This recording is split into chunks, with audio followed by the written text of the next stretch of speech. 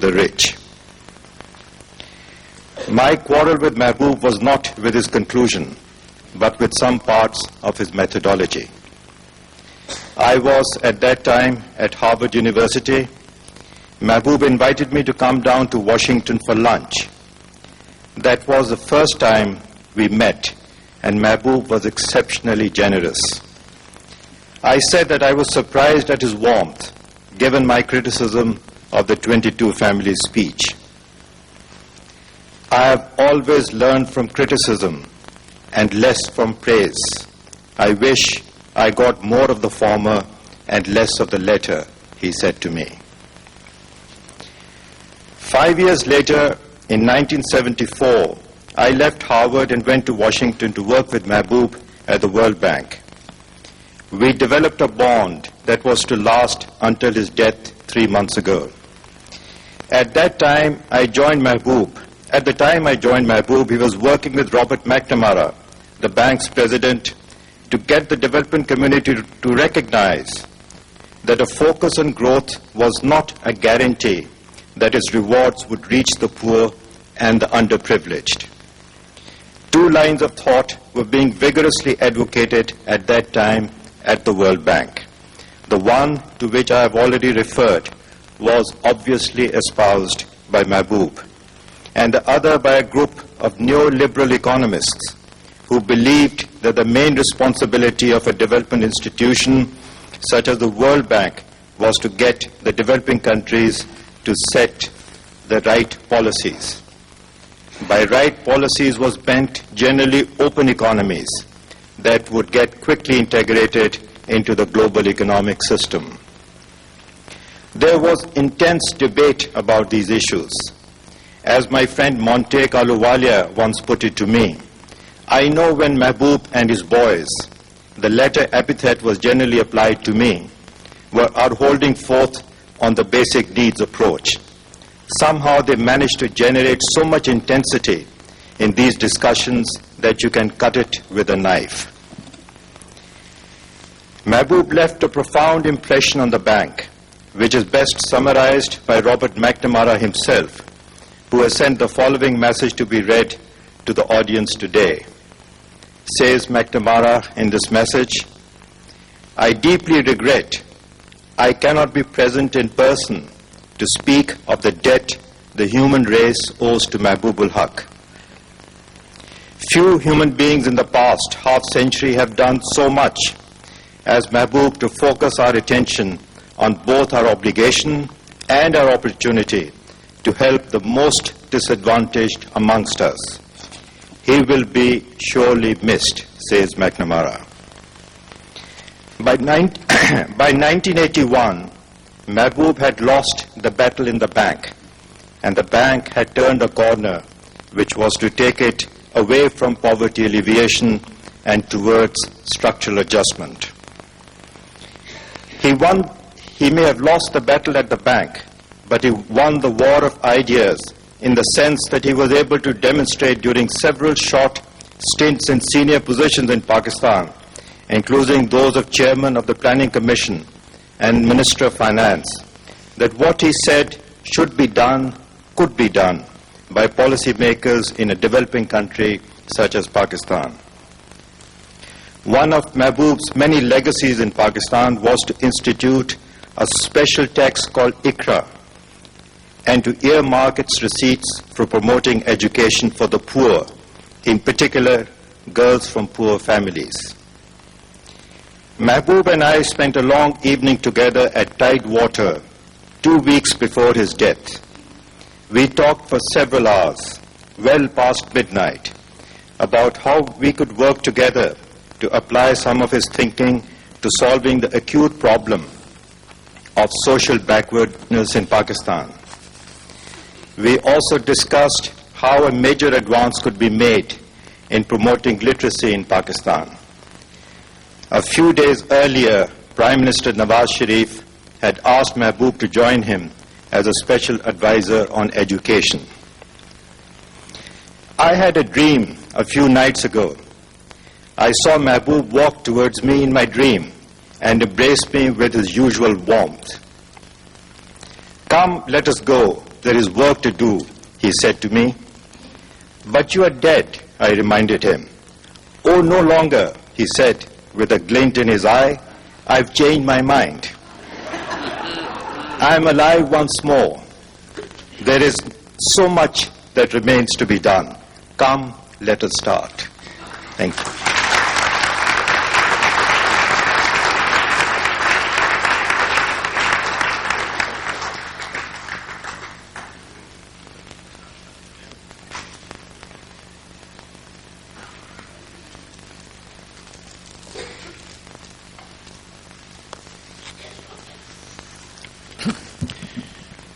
Dear Bani, Ran, friends of Mahbub al-Haq,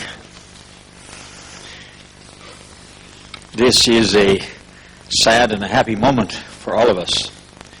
Sad because we have not yet recovered from the shock of Mahbub's untimely passing. Happy because we can join in tribute to a truly remarkable life, one of God's rarest gifts to humankind is a great mind. But when that mind is allied with a truly great spirit, it is a combination of monumental importance. And we have seen that personified in the friend to whom we pay tribute today, Mahbub.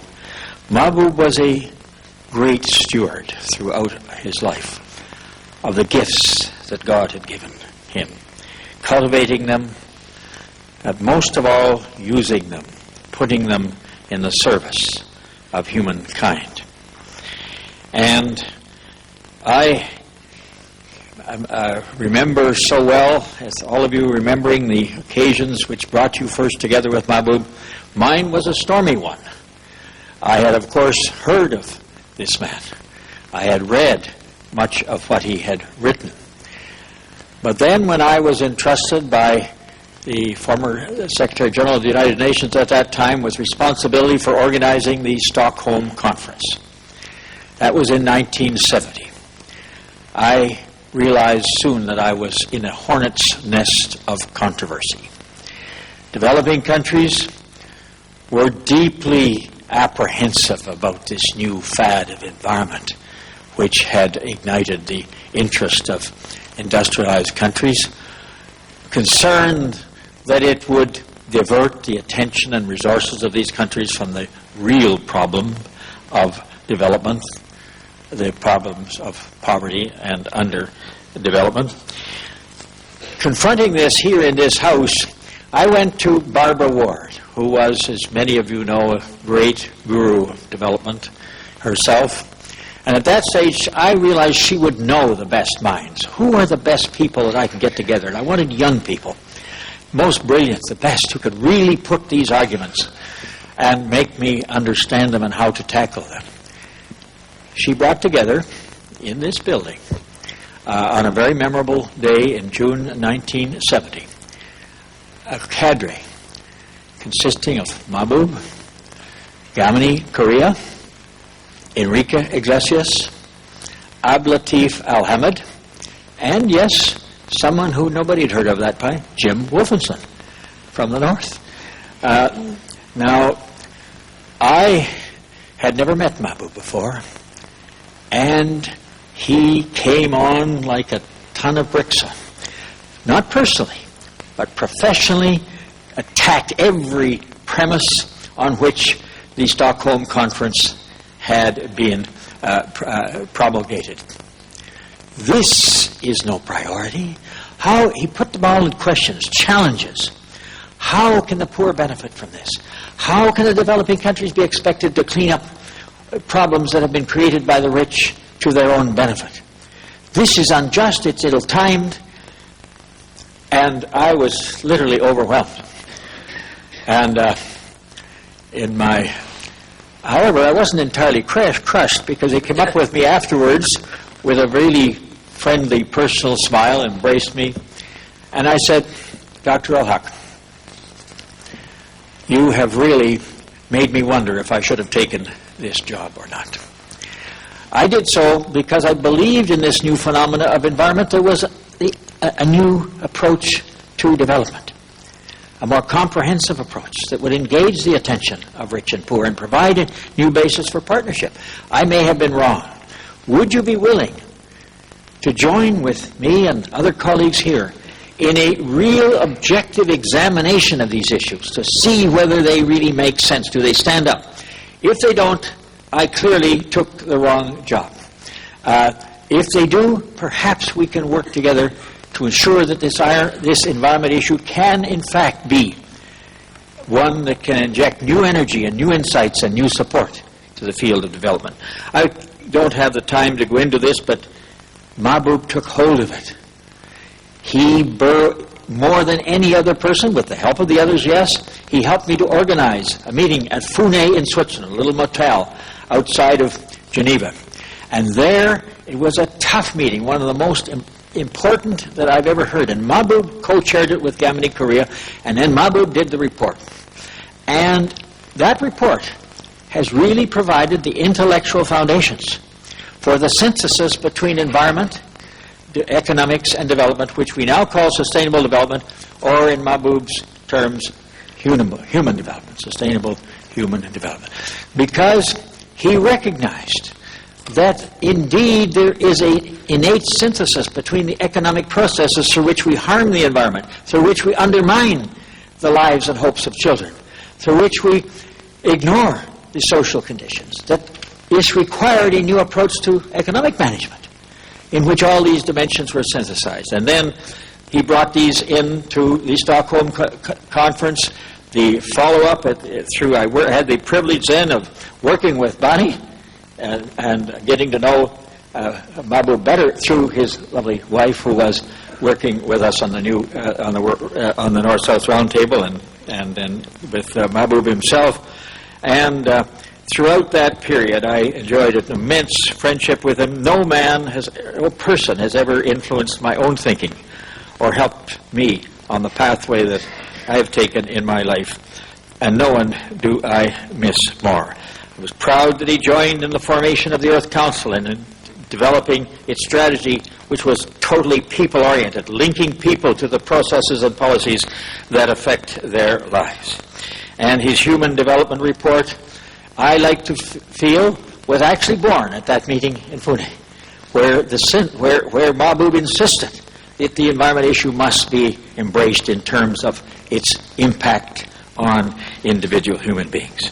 In so many ways that you have enumerated, and that I could but won't, I wanted you to know that little dimension of how I first came to appreciate a man who has been a powerful influence on the life and times of all of us.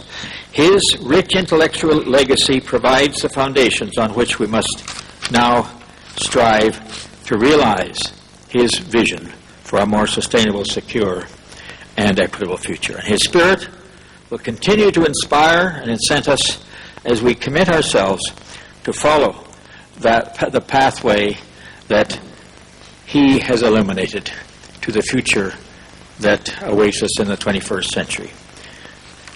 That pathway, and following it, surely is the greatest testimony we can make to Mahbub. And I certainly want to ensure all of those gathered here that I join you in committing myself to that pathway.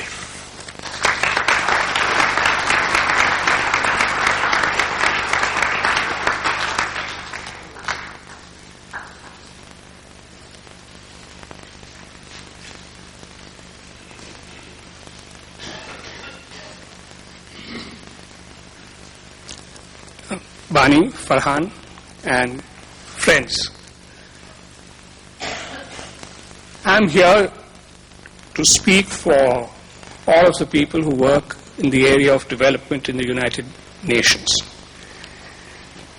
and to speak a little about the impact that Mahbub had on our work. For a long period of time, the United Nations work on development essentially fell into two areas.